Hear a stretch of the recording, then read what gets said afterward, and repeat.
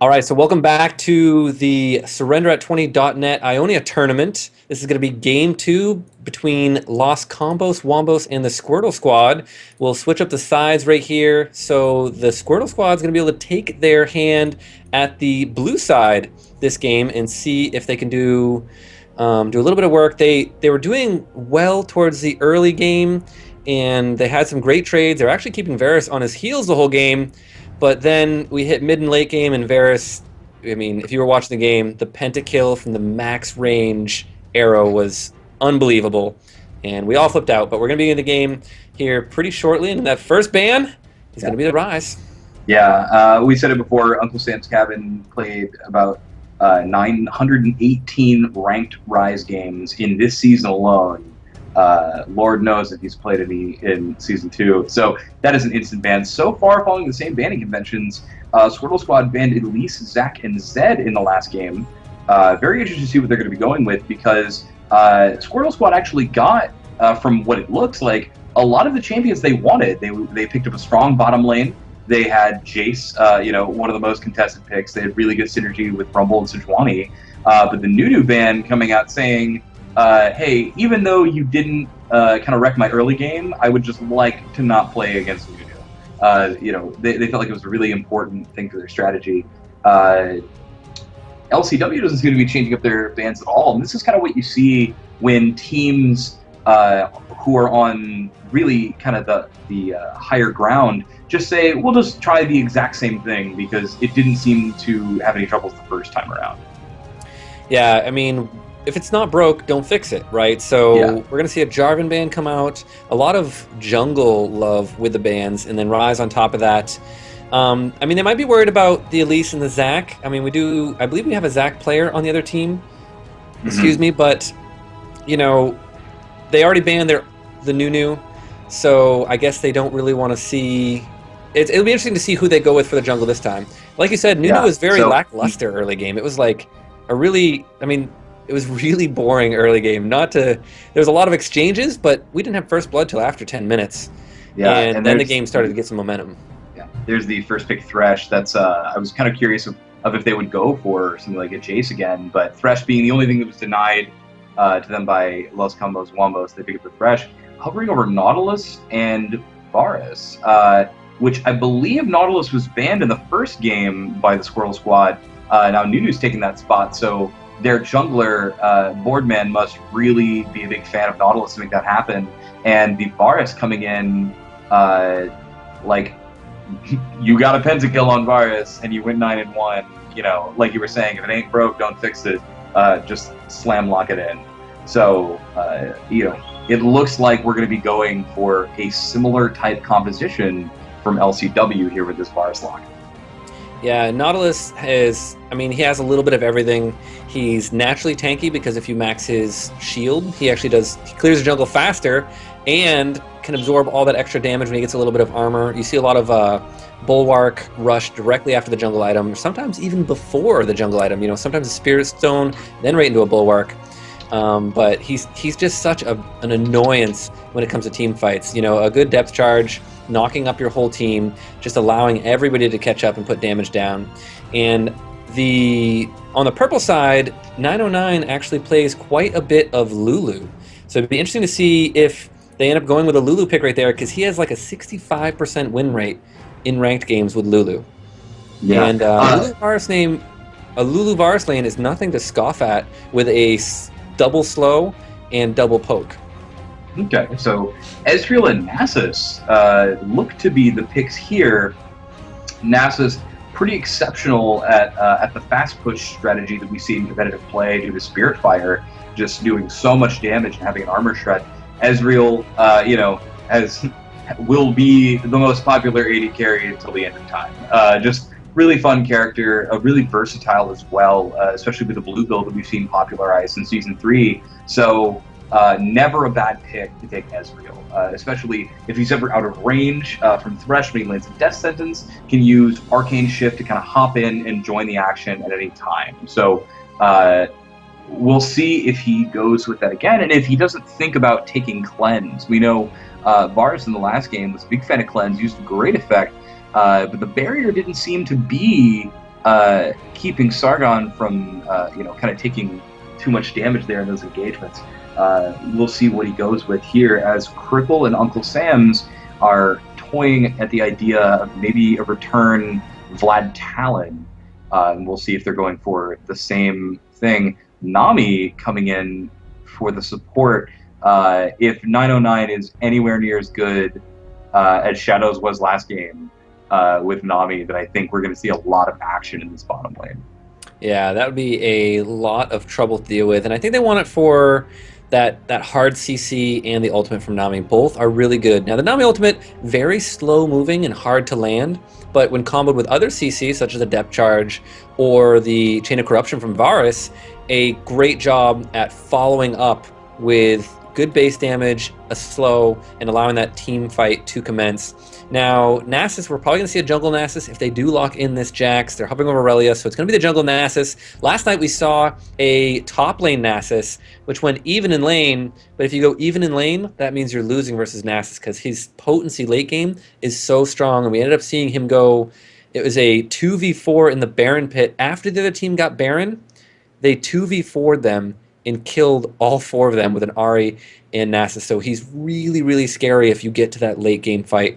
But it looks like we're going to see a lock-in on Orianna and Aurelia, which is, I mean, they're a great combination. Aurelia has that dive ability where she can get into the fight with a ball on her head, pull everybody in, and hopefully shut down the Varus coming out of that bot lane. Yeah, Uncle Sam hovering over Talon again.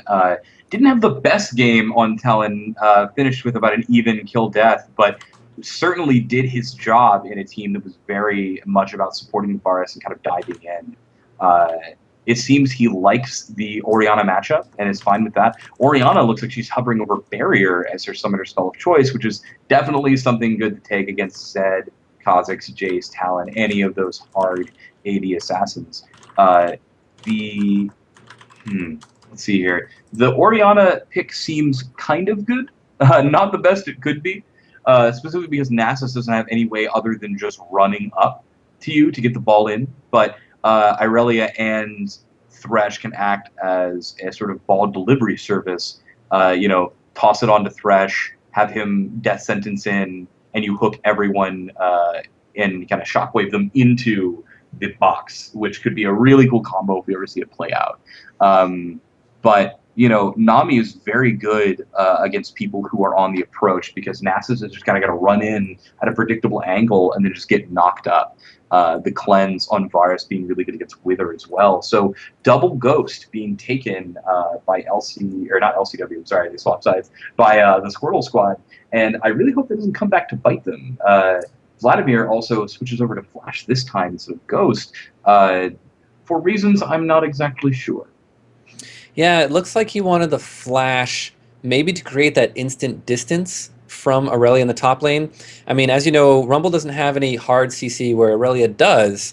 So if the hard CC is blown on Vladimir, he can flash and have that instant distance instead of Rumble, which is just kind of a bunch of slows and frontal, upfront melee range damage, where Ghost might be a little more effective. But one thing we saw here is Jace not banned and not picked this game. They went with Jace last game. It was actually one of their first 2 picks, but this game they decided not what they wanted to lock in, even though they knew they were going to go against Uncle Sam's cabin in the mid lane, and Jace did well versus Uncle Sam's in the mid lane. He was able to push him out of lane a couple times, even with the tier early. He was able to stack that up. He had a good amount of damage. He saved his turret. He saved his tier 1 turret when all the other tier 2 turrets were down. And it's really interesting to see them go with an AP mid instead of that Jace, but they really be lacking the AP damage if they did. So it's incredibly difficult for me to rationalize why a team would not pick Jace, but I can attempt to. And I think a lot of it is simply from the fact that I don't think anyone in LCW plays Jace.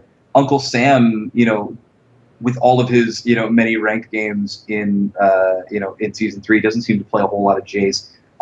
Vladimir seems to be very comfortable on the champion. Cripple doing a really good job. I think what it comes down to is that Shady wasn't really able to make it happen for the rest of his team. They had kind of a Zerg Rush composition that could do a lot of damage from range, but Nunu just felt super tanky and was able to resist it. And with Boardman now moving on to a jungler that he knows very well, I wonder if he's just afraid of, even more resiliency against shock blasts, with not only the same degree of tankiness, but also just kind of plopping a shield on top of that.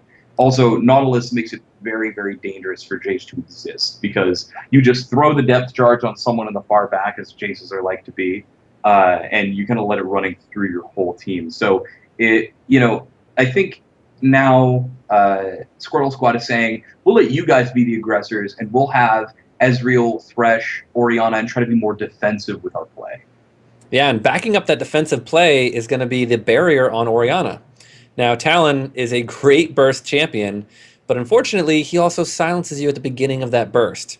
So if Orianna ever gets in a position where she is within that 1 to 1.5 second burst range from Talon, with that Tiamat build, again, she's going to be in a lot of trouble, and barrier's not going to do her very well. But if he tries to engage a little too early and she can get the barrier off, it will be a good summoner spell to have from that assassination coming out of the mid lane. But it's really interesting to see her not go with an Ignite or maybe even a Teleport, which could hopefully snowball one of the other lanes and allow her team to get good footing, because top was behind last game, bottom was behind last game, and mid seemed to be the strong solo lane who is keeping up with CS as the other lanes were faltering. Yeah, I actually got to take a peek at Orianna's rune set to see if she did anything different against Talon. She actually went with both armor and magic resistance, which I find interesting just due to the fact that Talon specifically does no magic damage at all on the character. So I wonder if she can go for that just to be more balanced out in the rest of the game. But certainly something that you can do if you get to sort of granular levels of, like rune or mastery optimization, is just if you know what you're going to be against, you can, kind of get rid of some of the runes in favor for something like, ability power per level glyphs instead of that magic resistance if you think it's going to be more useful. So teams are heading into the game, buying quickly. We saw a little bit of a backfire on LCW because their bottom lane left, and Uncle Sam kind of walked back and forth on top of a ward and ended up blowing a lot of flashes. What do you think will happen differently this time?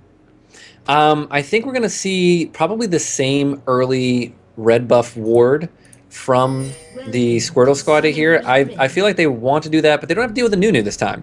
So the counter jungle is a lot less threatening when you don't have, someone that can consume half your buff.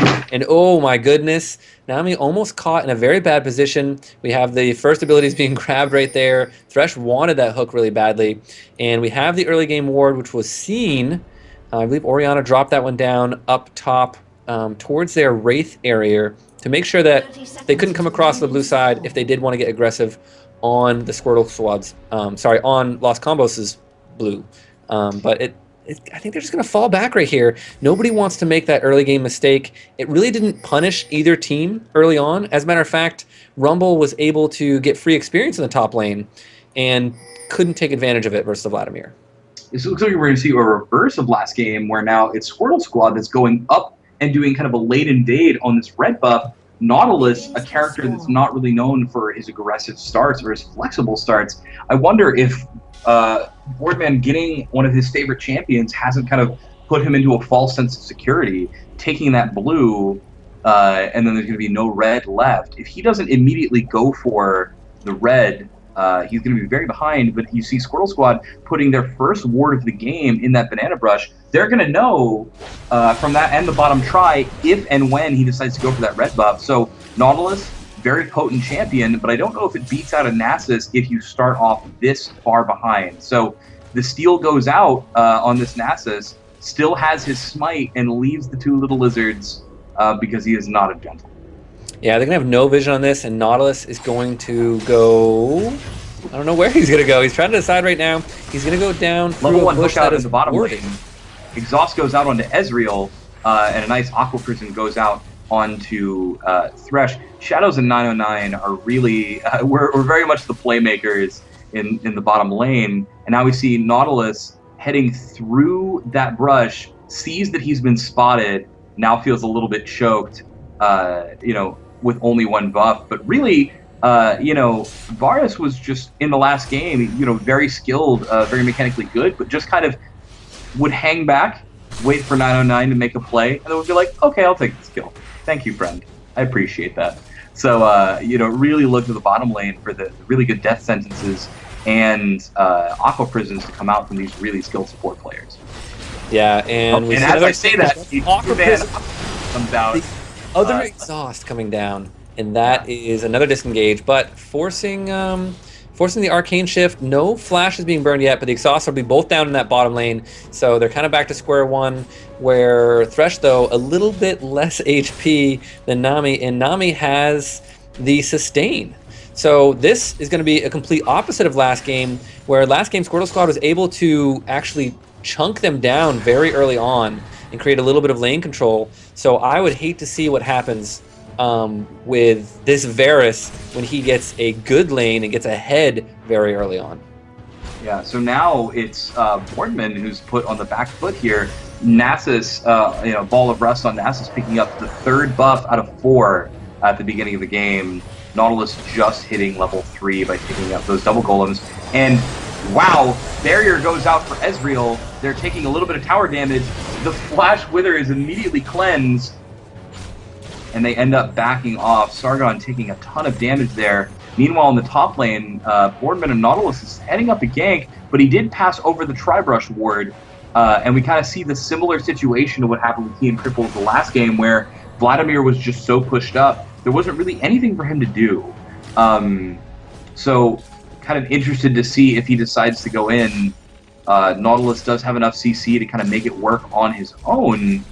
If Aurelia ends up going out, she is going to get hit with that dredge line, but I'm unsure if that's going to result in a flash or just her kind of backing out from the lane.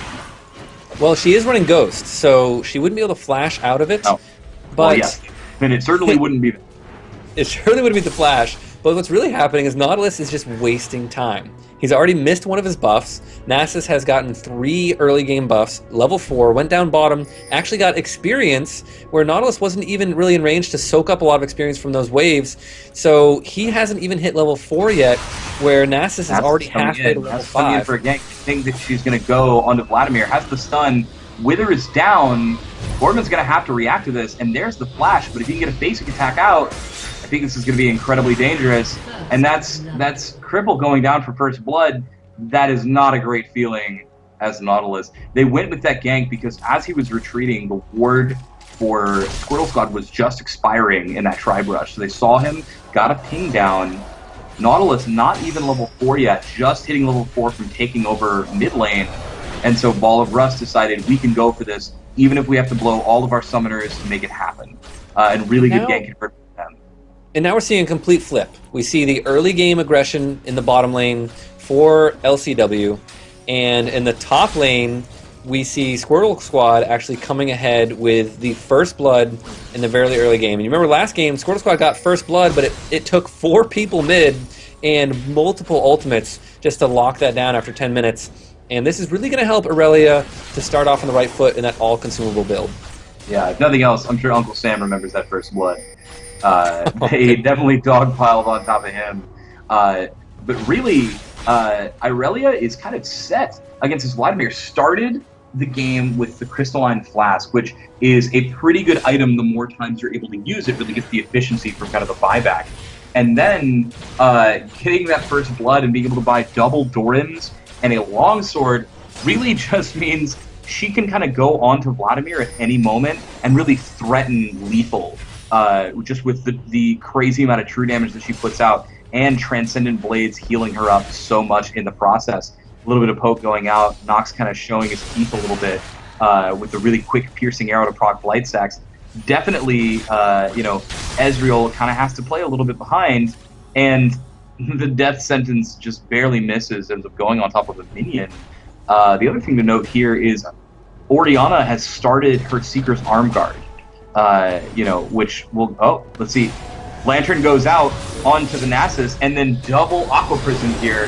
The cleanse is not exactly up for Varus just yet, was about a couple seconds away.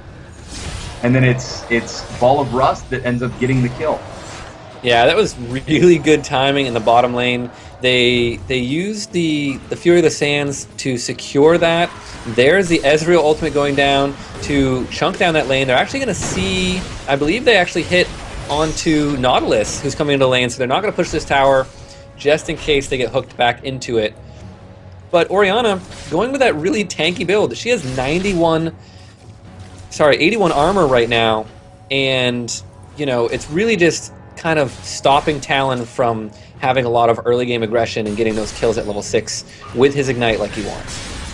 Yeah, shields are really not what you want to go against when you're playing a first character. And having 2 of them on one character is definitely very, very frustrating to fight.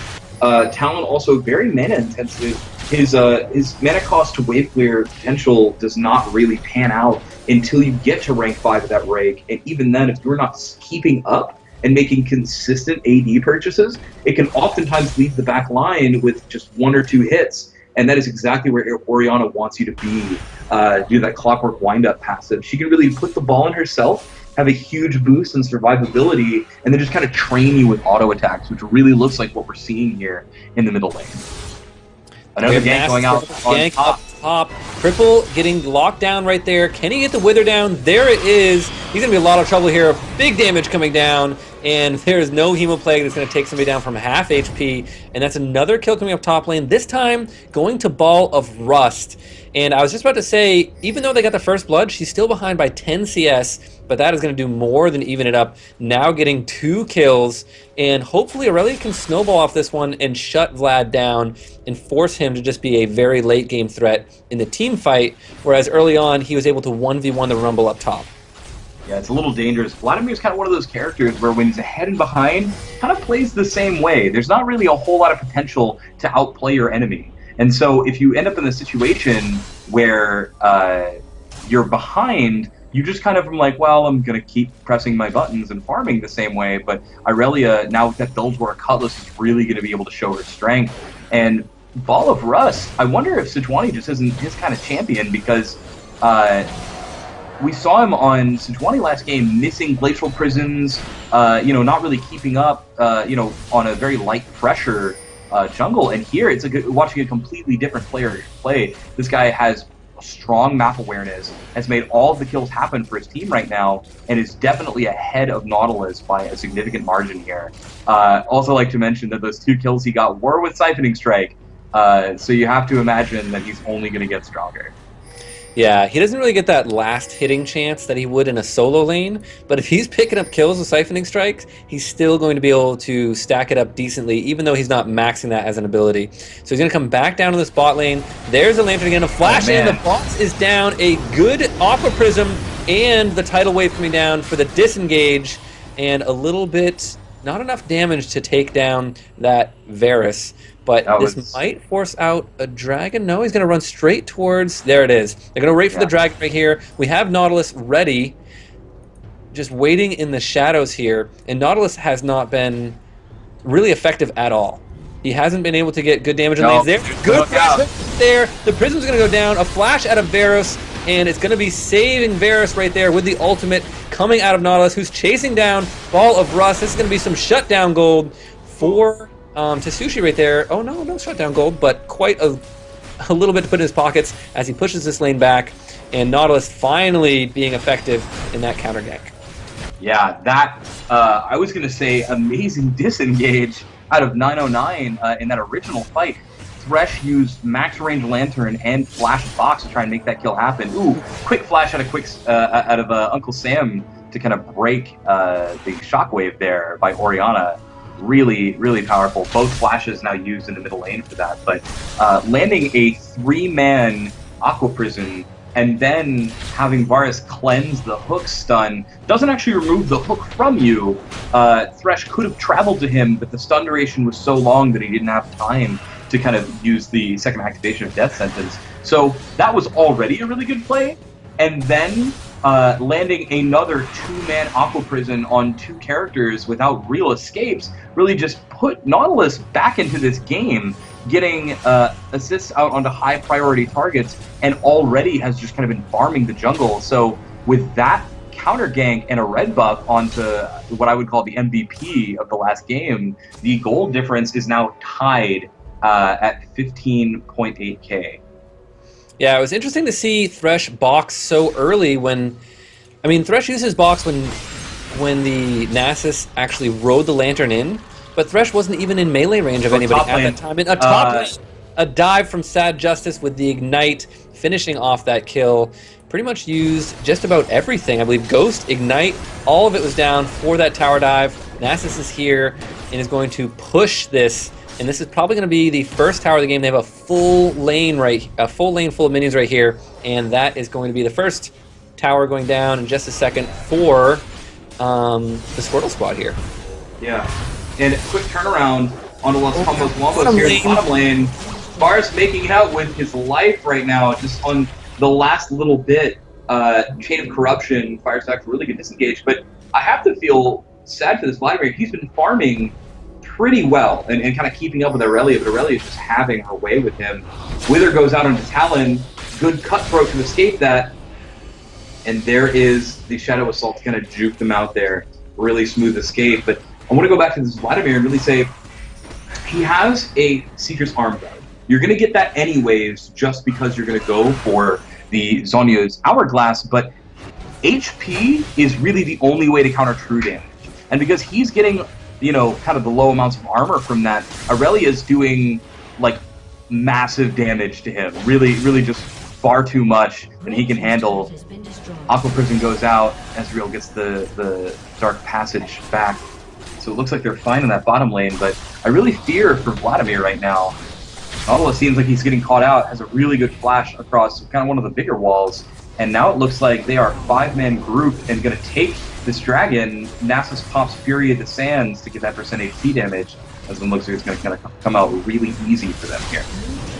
Yeah, so that's 2 turrets and a dragon in their favor, excuse me. Vladimir trying to push down this top lane. He's not going to get it with this wave, though. Talon's kind of moving in that direction. But like you're saying about Vladimir, even though he went 0-2 from those, or 0-3, excuse me, well, he went 0-2 from the jungle ganks, and then the last one was a 1v1 tower dive, he's still able to get a lot of farm in this top lane. Like, even though Aurelia has had the advantage this whole game as far as kills and gold has gone, he's been able to consistently last hit. And that might be their savior for the end of this game, because when we come into team fights, even if the Squirtle squad has a great engagement, they might be able to assassinate a squishy target early on, like the Ezreal, or most likely the Orianna with Talon, and then clean up a 4v5. Yeah, I mean, this game, the gold is so close at this point that it's really going to come down to how the team fights are going to play. And, you know, we see LCW with a very similar composition to what they had last time. All the big players are here with the Varus, Vladimir, and Talon, really just kind of aimed at the 2 solo lane carries just kind of jump up in front, blow a lot of their AoE damage, and then you have 2 protectors for just the massive pentakill cannon that is Varus right now. So he already has his Blade of the Ruin King over Ezreal, who's weaker just because of the fact that he has Tear of the Goddess now, right? He doesn't really have any substantial amount of attack damage to go with that tier just yet. Doesn't even have the Mana Moon to kind of give him a little bit back. So Varus right now, I feel like if we can infer anything from his last game, really content to just kind of farm up and then turn into the endgame beast that we know he can be. Yeah, his team fighting and position are spot on. We're going to see Ezreal probably go right for a Bloodthirster to try to give him that mid-game spike that he needs to go along with the spam of that tier, and then he'll probably finish the Manamune, which is kind of like the adjusted Manamune build that we saw come out recently. For a while, Ezreal just ran he went straight for a Bloodthirster, or even straight for, you know, a Phage into a Trinity Force or something like that. But now they're getting the tier and they're building the Manamune as their second item, but they're grabbing the Bloodthirster for that mid-game damage, which he lacks if he goes for a full blue build. Yeah, and there was also a period of time where Ezreal was kind of rush Spirit of the Lizard Elder just because of how cost-effective it was. And man, top lane. Aurelia, smelling blood now, going in, uses the Build-Runner Cutlass active, and this is going to be an easy pickup here.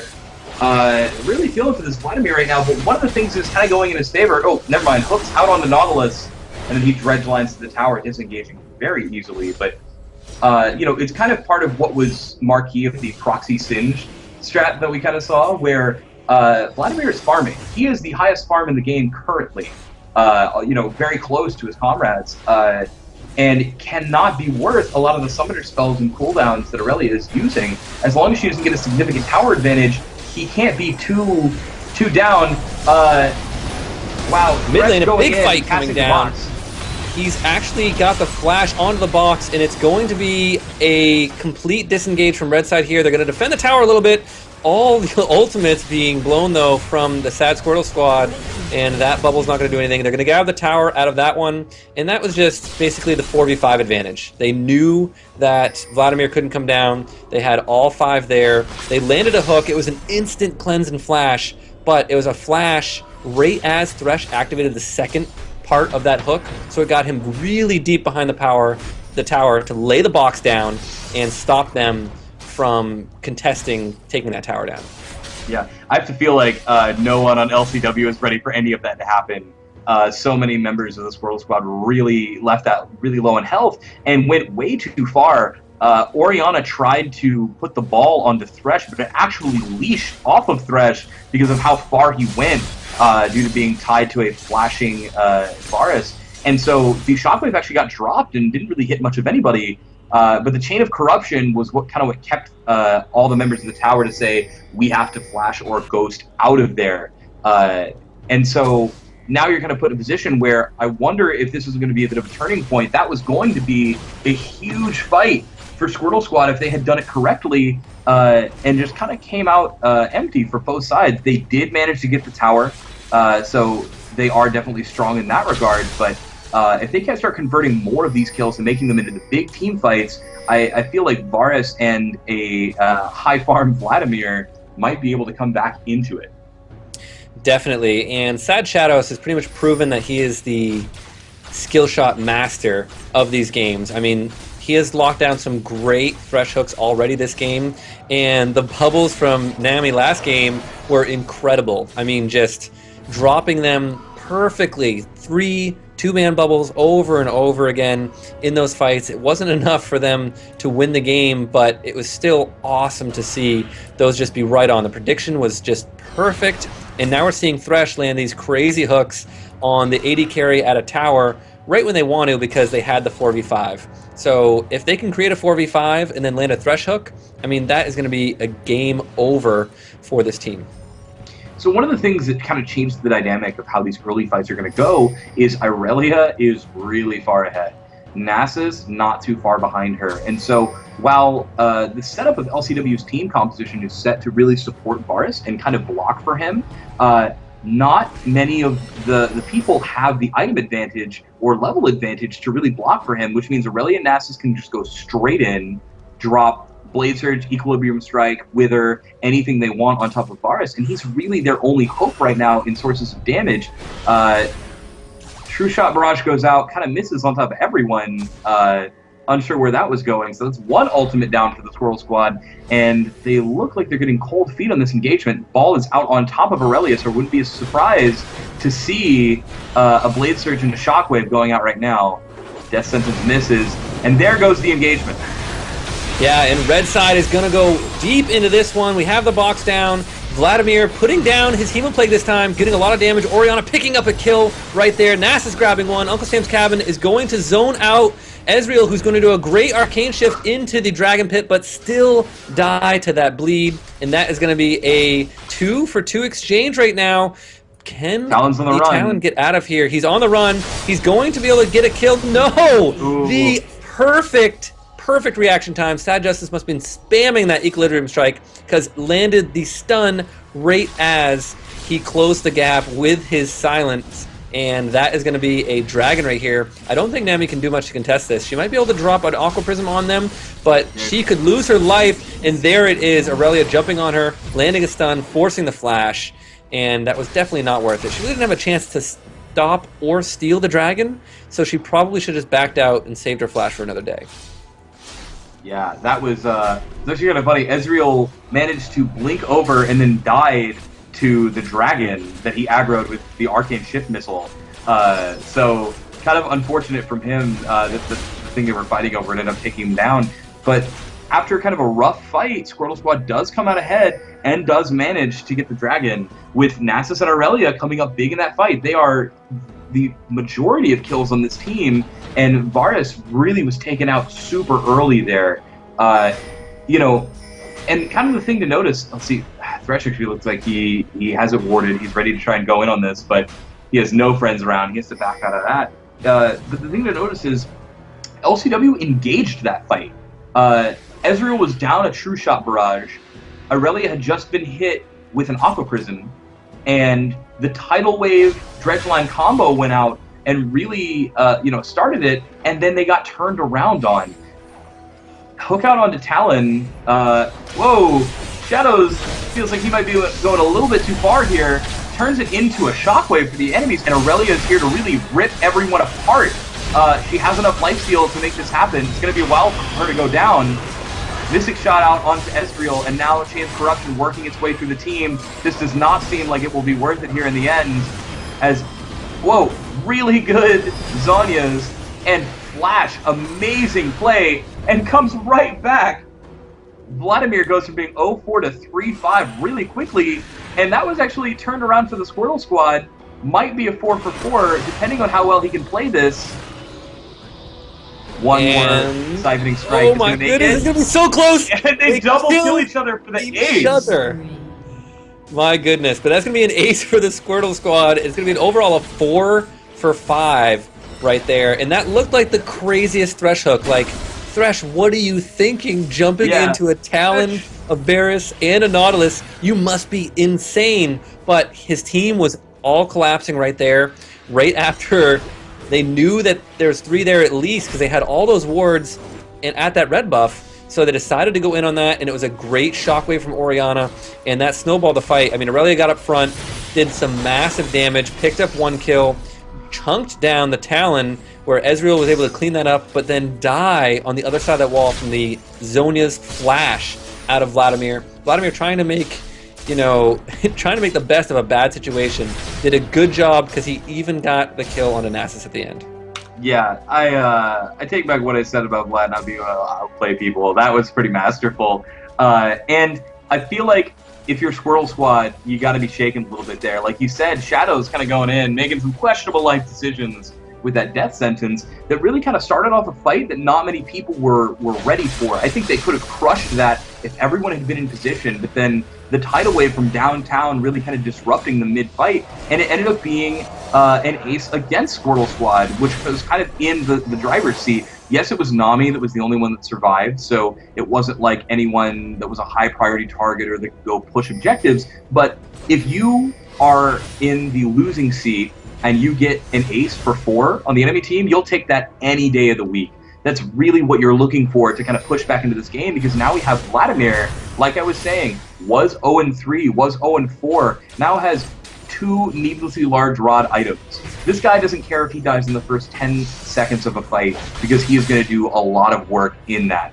I feel like, again, it's really going to come down to how Aurelia and Nasus are handled at the end of it, but Talon is getting to some squishy targets, and Vladimir is wreaking havoc on this fight. They have too many threats on the side of LCW to just say, we can just go for 1. You know, if they were still behind like they were at the end of that 8-3 engagement, that would maybe be true, but after a fight like that, you have to start paying some respect to Vladimir and the amount of damage he can do.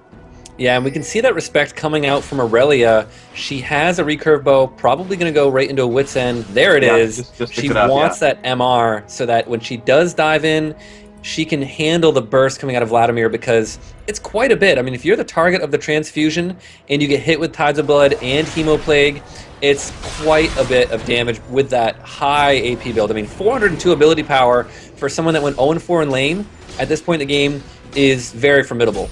And like you said, he's the martyr for the cause. He wants to get in there, lay his abilities down, Hemoplague, get chunked, then he wants to pool in Zhonya's, get the HP back, and continue the fight. And even if he dies, he knows that Talon and Varus are going to be doing a lot of damage in the meantime, with Nami supporting that. So Squirtle Squad realizing that they might not have the superior team fighting comp because they don't have a crazy amount of AoE damage that just the Vladimir really gives to this team. I mean, Vladimir and Talon carry the AoE damage for this team, and they really are focused on single target. I mean, other than Orianna, they don't have the huge AoE ultimates to just chunk people down. Yeah, Dredgeline just barely missing out of that Nautilus a couple seconds ago.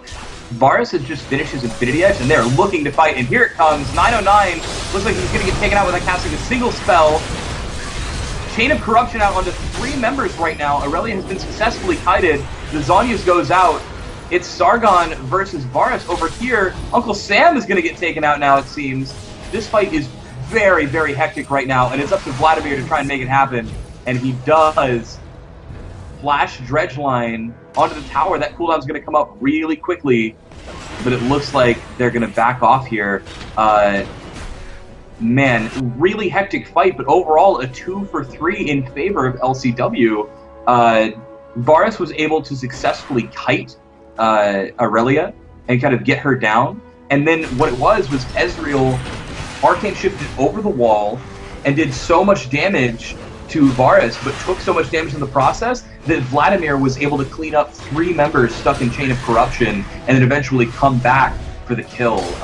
Zhonya's not even used on him. It wasn't even a consideration for him in that fight. And with that dragon, actually pulls them ahead. Nami got caught out, but it felt like they weren't ready to commit immediately. If they had tried to go on her the second the hook had landed and kept her from using any of her spells in that fight, they probably would have come out a little better. But as it stands, she got Tidecolor's Blessing onto Varus, Aqua Prison onto 2 people, Tidal Wave out on the whole fight, and a heal out just to kind of bounce a little bit of damage around. So they ended up dropping a lot of resources on someone who didn't even go down before the fight started. Yeah, and Squirrel Squad has got to be very scared after that fight because they got the engagement they wanted with a Thresh Hook, a perfect box into the team. I mean, everything that they would want out of a fight is right there. And here we have a Baron attempt. Yeah, Fury of Rust. They're going all in on this. Chunking down. That is an easy Baron. Vlad really wants to go in and create a team fight, but he's realizing that even his ultimate is not up, and it would be a very bad idea without that Hemoplague to amp up the damage, and that's going to bring him even.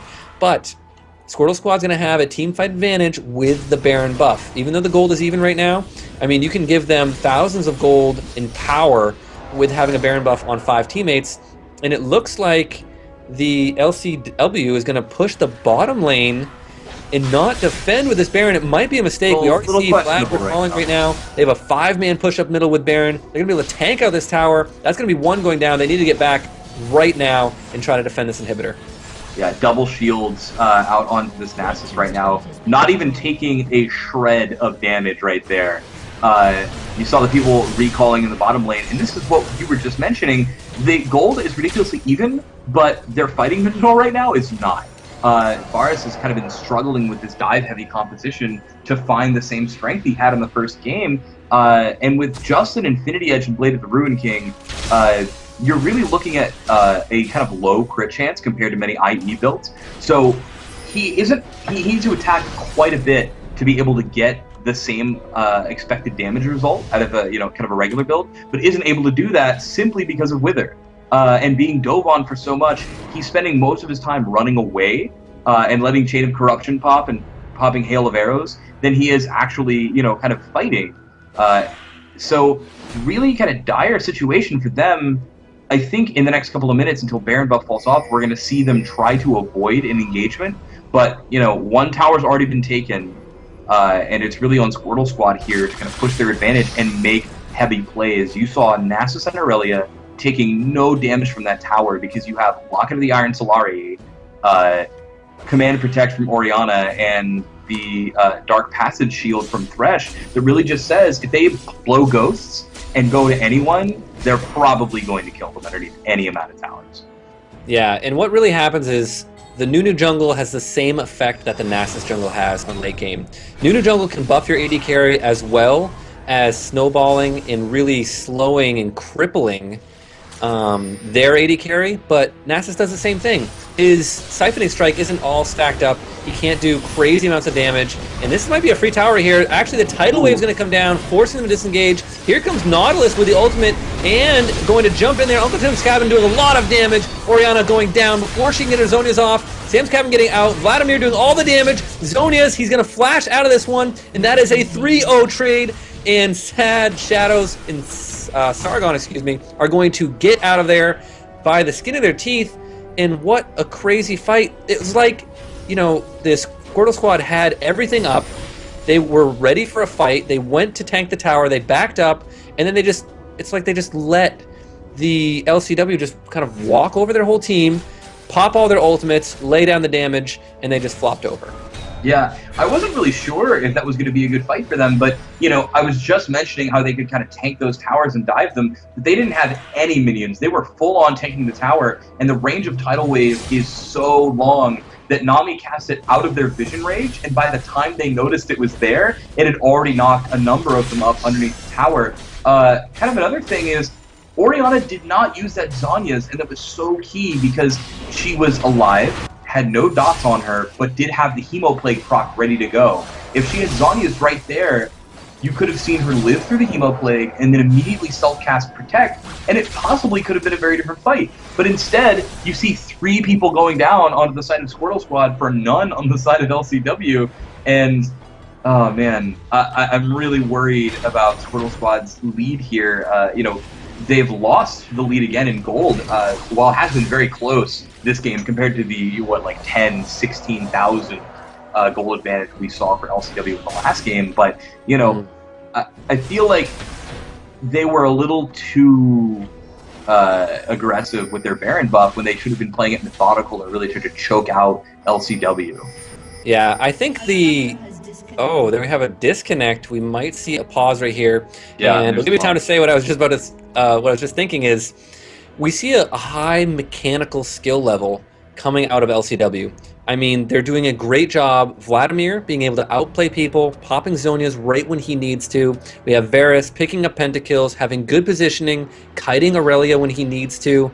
And then we have the great reaction time coming out of Uncle Sam's Cabin as well. On the other side, the really high mechanical plays we've seen is from Sad Shadows. Landing hooks, landing Aqua Prisms, but we see the missed Zonias coming out of Orianna, and the complete whiff True Shot barrages coming out of Sargon, and that is really making a big difference in this fight. Yeah, so the game has been paused. I don't actually have chat on, so I don't know if I should probably have that I don't on either. I'm not streaming. Okay. I have the chat turned on now. Just talking about being DC, that's it. Yeah, just saying he's going to be coming back. Nami has taken this. Yeah, Nami's taken this right here in the middle of battle this time to kind of head out. So let's try to analyze the situation and where teams are at. The gold is even. I believe Ezreal just has had the Baron buff expire on him. So, you know, what I'm worried about is that Nasus Aurelia were 4-0 and 3-1 at one point, right? And they were making life hell for this Varus. And now Varus has that Last Whisper, which, kind of going with what I was saying about the Infinity Edge and how he's unable to auto-attack a lot because of the presence of the diving bruisers. That Last Whisper almost, you know, should have been his second item, because now the attacks he is getting off in a fight are hitting very hard, making a lot of use out of the Blade of the Ruined King current health passive, and generally just making his Hail of Arrows and Piercing Arrows hit for a lot more damage. His fight effectiveness is definitely increased as a result of that.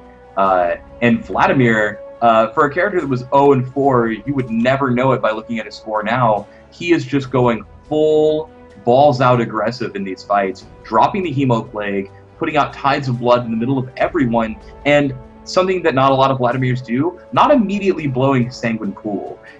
He's not just like, oh, let me blow my big escape and try and get everyone out, because, you know, if your team doesn't burst them down, you're kind of out of luck there. He's really waiting for the perfect moments and cleaning up a lot of the end of these fights. And Uncle Sam on Talon is just kind of, I don't know who he's really getting on to, but he's definitely getting on to someone. And will become even more of a beast, that Black Cleaver, kind of paving the way for Varus to do even more damage. So it really feels to me like the damage potential is going out on the side of LCW, because all Nasus and Irelia have been able to do is just further their defensive builds, and they're not really becoming any more effective over time. And the big missing item right now for the Sad Squirtle squad, which would make a huge difference, is the Bulwark. Where is the Runic Bulwark on their team? They have 2 people right now with Health Crystals and Emblems of Valor, but not even the Aegis is completed. And now when we're fighting versus a Vladimir with 560 AP, going 100% damage build, a Void Staff, a Zonia's, a Death Cap, like at Zonia's and Death Cap, somebody needs a Bulwark right then. I mean, his AoE damage is just chunking them down. Then we have Talon as well, getting in there, able to put just crazy amounts of AoE damage down. And then the CC coming out of Nami and Nautilus is really just continuing the engagements. And we saw topside, anybody caught in that AoE dropped. And it was pretty much a 3-0 exchange as soon as the AoEs got laid down. And the other 2 just had to run away. They really need to finish a Bulwark, and I'm surprised that Nasus didn't go for one a little bit earlier.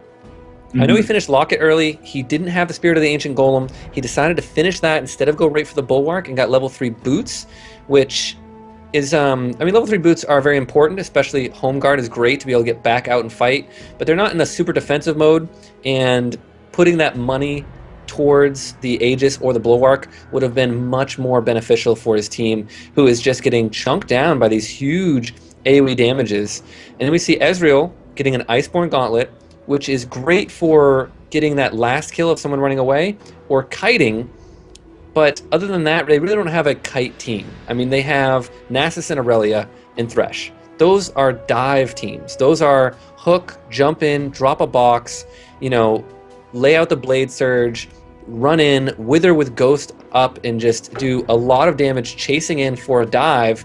And the Iceborne Gauntlet doesn't synergize with that well at all. I mean, you can slow down people, but if they're not already withered or stunned from Equilibrium Strike, or, you know, getting command dissonance and being slowed, then they're really not going to die anyways. So I think if he had gone a higher damage build so that he'd be laying down a lot more damage instead of having the Iceborne Gauntlet, he would be a lot better off, because he's one of the few people that can stay at the outside of the fight and stay out of Talon's range and force Talon to use his combination on Orianna, Aurelia, or Thresh.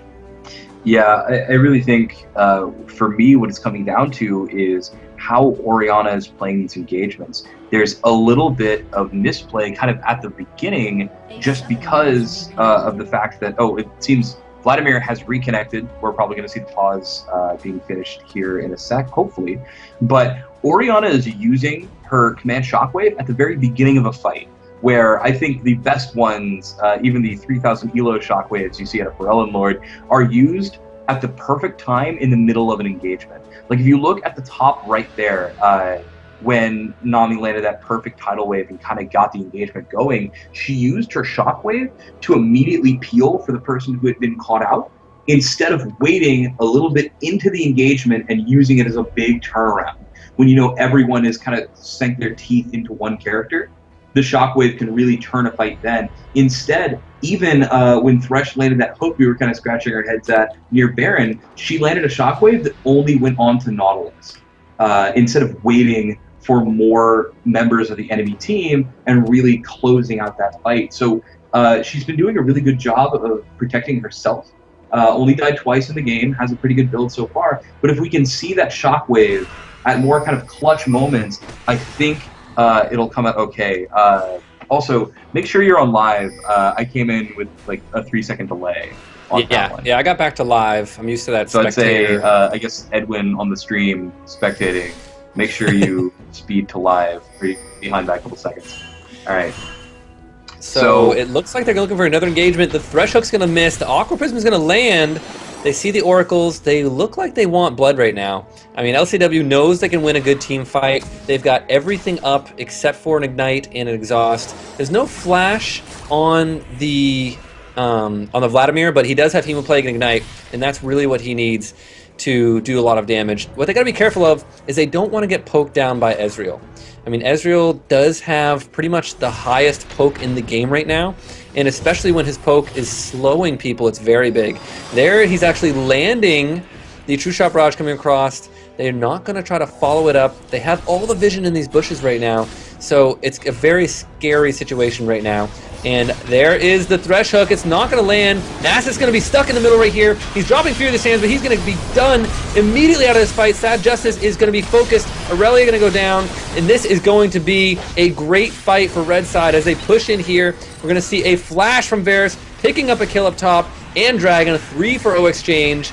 And Nasus really misconstruing his tankiness right there, going in, and the Nami ultimate just stopping their whole team before they're able to get in there and engage, along with Nautilus.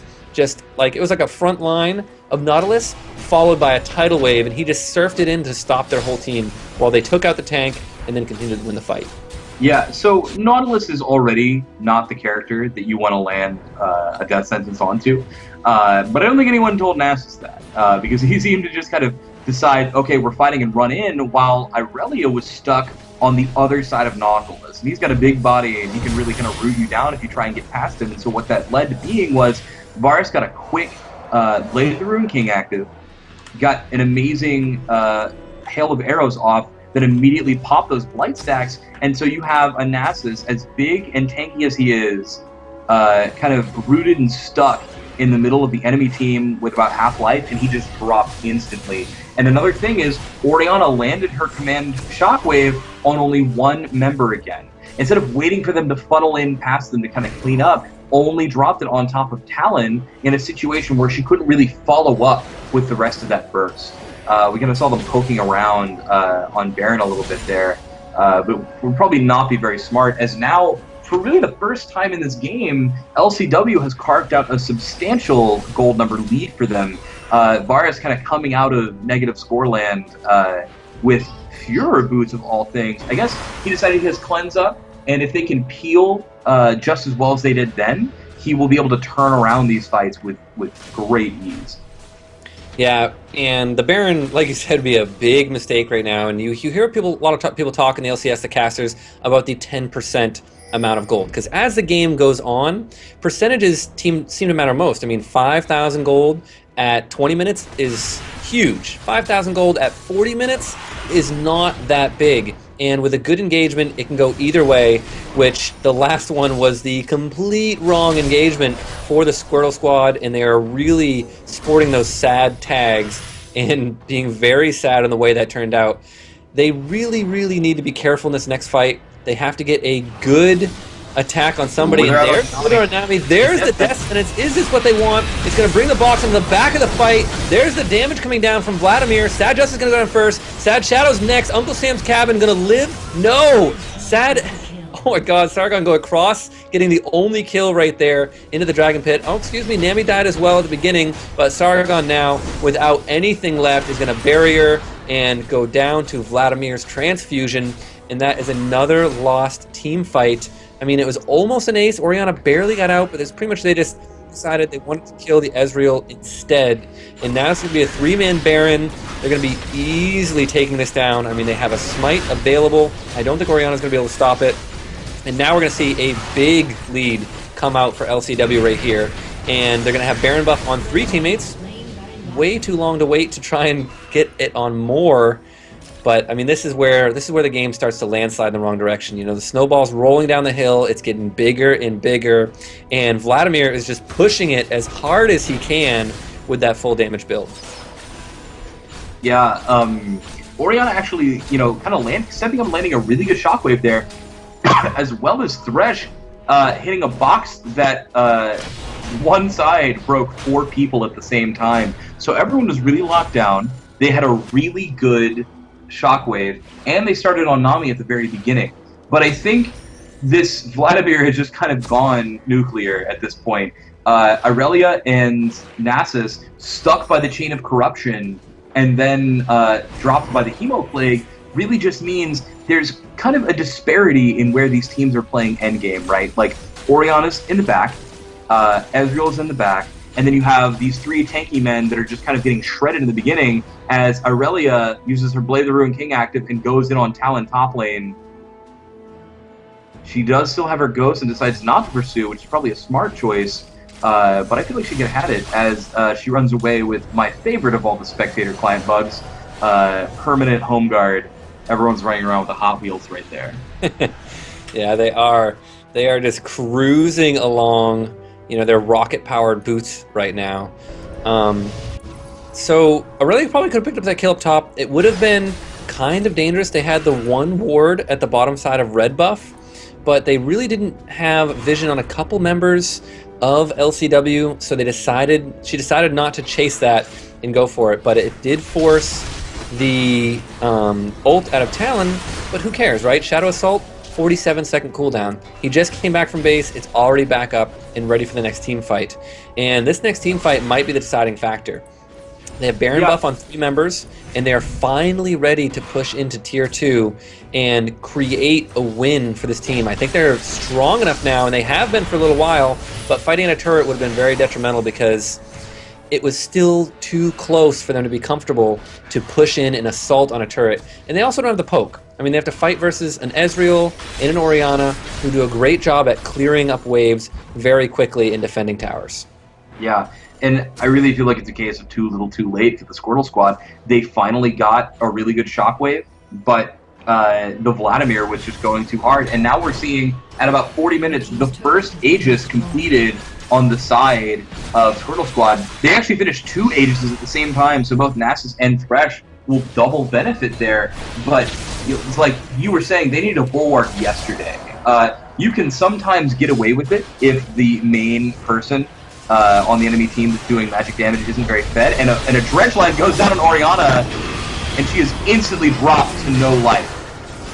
Yeah, she tried to put the disengage command shockwave right there, but this is going to be a 5-for-3 exchange. Uncle Sam's Gavin wants a little bit more, but going after Nasus with Fear that stands up might not be a good idea. He still does have 200 armor, but a really easy fight right there. A great dredge line, and Orianna, it was a good defensive shockwave. I mean, she caught 4 people in it, everybody but Nautilus, but it ended up not mattering. I mean, we had the Nami wave, we had the depth charge, CCing them up, and they just completely counteract any type of defensive shockwave right there.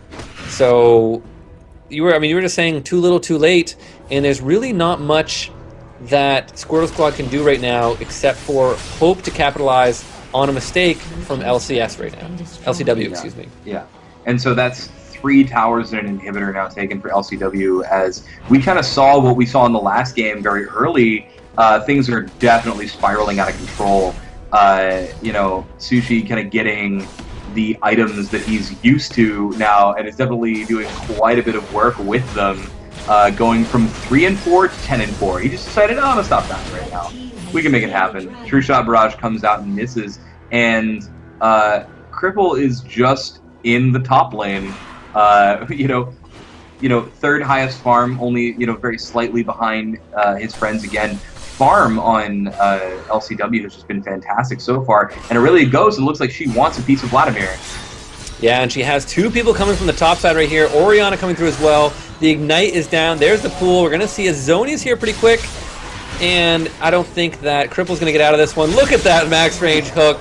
Just for style points, Sad Shadow says, look, my skill shots are clutch, and I drop them in whenever I want, even if we're behind. But this is going to create a 4v5 right now. It might be something that the Squirtle Squad can capitalize on and get an inhibitor. All they need is one more catch, but they might have the reverse happen. Sad Shadow's going to back up right there, very close to walking into a bush with 3 people in it, loads of CC, and look at the damage he's taking from Varus, almost taking him down. Instead, they're going to engage on this, the 4v5. There's the tidal wave, there's the shock wave. The damage is coming down, but it's not in favor of the Squirtle Squad. They've already lost 3 to Talon right there. A flashed out is not going to be enough, and that is an ace in the 4v5 department, with Thresh just starting out a little too far ahead, and this is going to be a for sure inhibitor. The death timer's over a minute right now, and they're just going to push in. They might even be able to win this. They could go straight to the bottom lane looks like they're gonna and take out the towers. We're going to see, but the death timers are now too long. Thresh has 30 seconds, and they're just walking past the tower to the wave of super minions that are already on there. I think this is going to be it. GG to los combos wombos. You definitely did get those wombo combos off. Major shout out to 909. Amazing support play throughout this entire series, really setting up the team to kind of make those amazing plays. GG for the 2-0 for LCW right here. Yeah, both the supports were actually just crazy on par. I mean, we saw Varus in the bottom lane able to carry with that great support play in the first game, and in the second game we saw the Vladimir so far behind. It looked like all he could do was team fight, and that's how he built himself. I mean, he went straight for the damage. He went Zhonya's death cap first with his level 2 Sork shoes, and that was when the team fight started turning around. As soon as he started laying down the Hemo Plague, allowing his amplification and the burst to really carry his lack of kills early on in those team fights, and then it really came to fruition. Even though he was dying in some of the team fights, he has 7 deaths, which is, he probably died the most towards the team fights at the end because everybody else had very, very, very low deaths to begin with, and he just kind of cranked past them. But, like I said, he was the modder. He was ready for that. He was ready to just go in, drop down the damage, the amplification, die, and then let the AoE clean it up.